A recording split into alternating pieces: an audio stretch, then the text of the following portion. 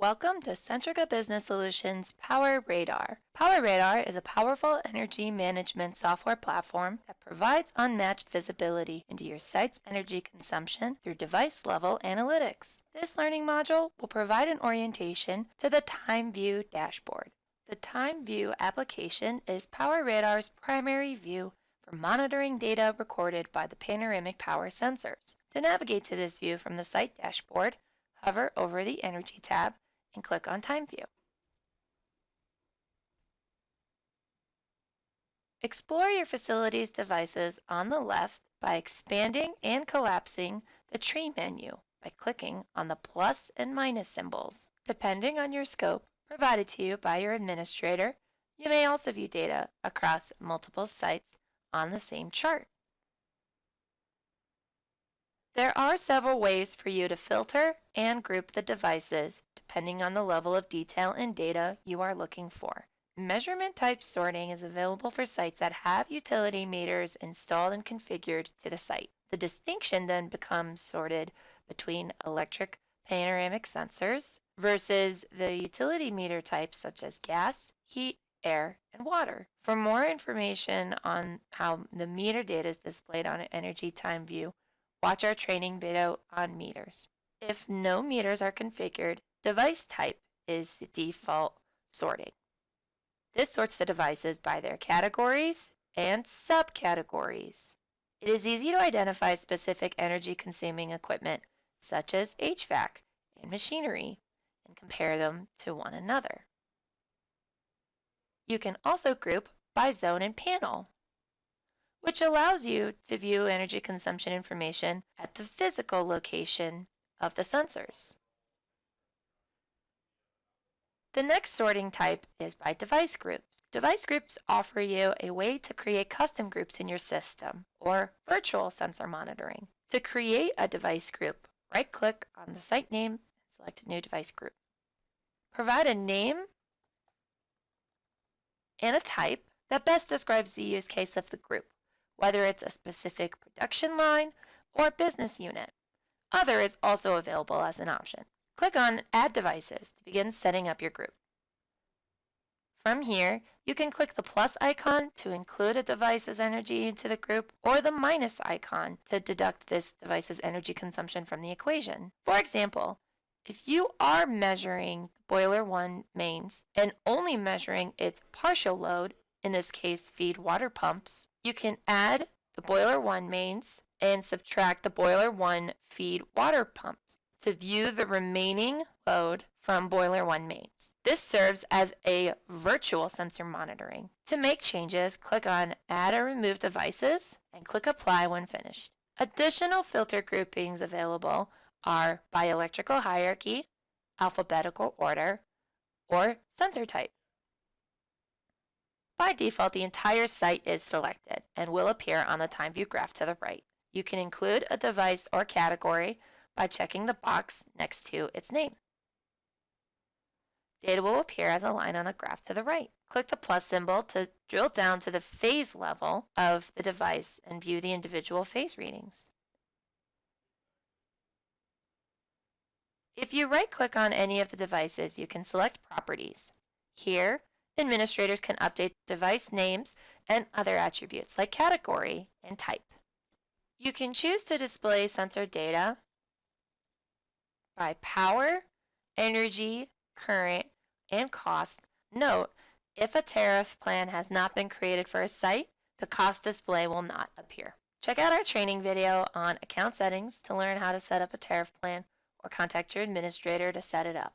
Additional types of data are available for PAN 42 sensors, such as power factor, voltage, and more. When viewing a device level's current, the average of the phases will appear, whereas if power is shown, it will show you the sum of the power of the phases across the device. You can choose the appropriate time interval to display your data by using the period drop-down list. Then by pressing the arrows, you can switch between time periods by that interval which you selected, or use the calendar icon to select a specific date.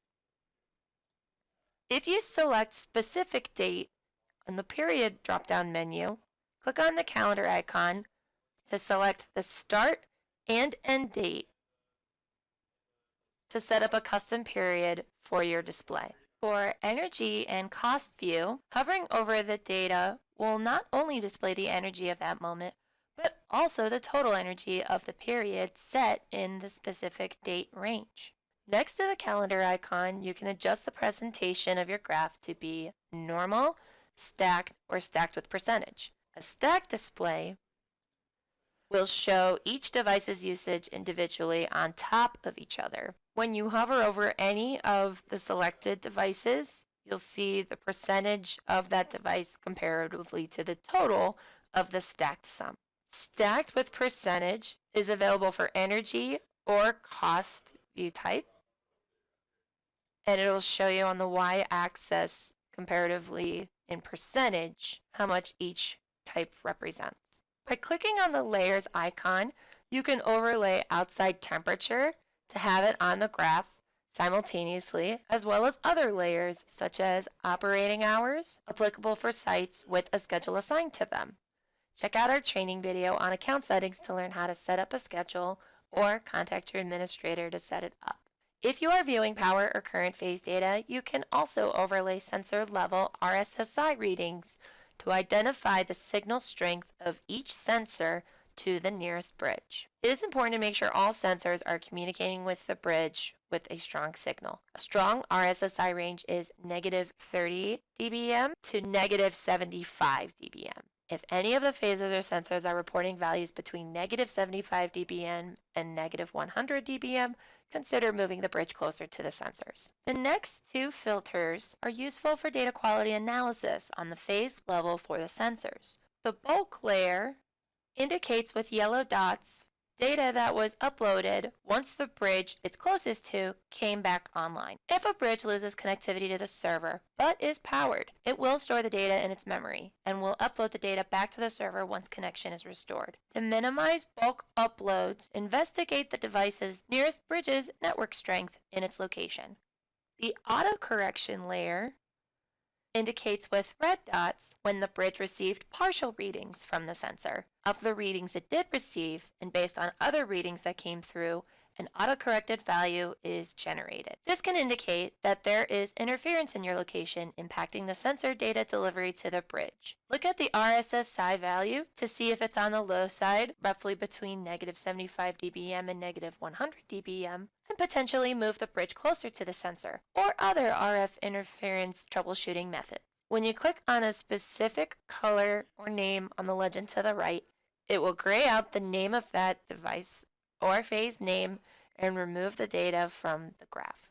The graph pane is interactive as well. You can hover your mouse over the line to view the data for that time, or you can drag a window over the data to zoom in on data. Alternatively, you can click on the X-axis unit you'd like to begin viewing data for to narrow the time window being displayed. For example, if you are looking at the yearly view, you can view January's data by clicking on January on the x-axis, and the graph will automatically update to a monthly view. This can continue all the way down to 6-hour view.